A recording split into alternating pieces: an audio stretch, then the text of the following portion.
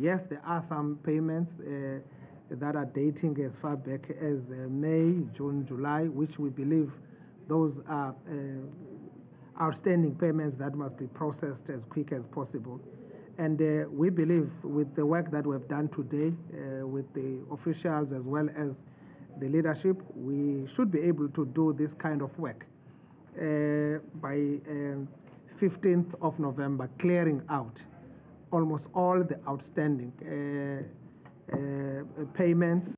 Lo mhlangano ubuphakathi kahulumeni wesifundazwe kanye nabathutha abafundi abasola uhulumeni wesifundazwe ngokuhluleka ukubakhokhela ngesikhathi nosekudonse iminyaka emithathu.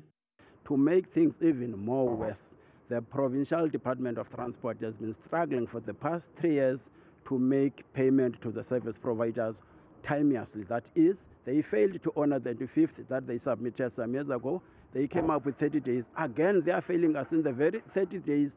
They said if you submit the invoice within a period of 30 days, you shall have been paid. Nothing is happening. Bangaphezu kwenkulungwane engamashumi-25 abafundi abasale Dengwane njengoba kusamisiwe ukusebenza kwamabhasi kanye namatekisi athutha abafundi ngaphansi kohlelo lomnyango wezemfundo lokuthutha abafundi.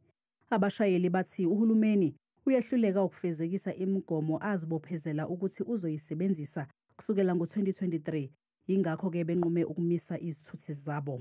For the past 3 years, we have been operating under very constraint in terms of our businesses. This is basically because of the non-implementation of 2023 resolutions that we agreed upon with the Office of the Premier. We'll recall then, we were on strike that time. We suspended the strike because of his intervention. However, since then, nothing has been implemented. UNdunankulu uMabuyane ugcizelele ukuthi kumqoka ukuba isifundazwe siqinisekise ukuthi wonke umfundi usesikoleni ngalesi sikhathi esibucayi sokubhalwa kwezivivinyo.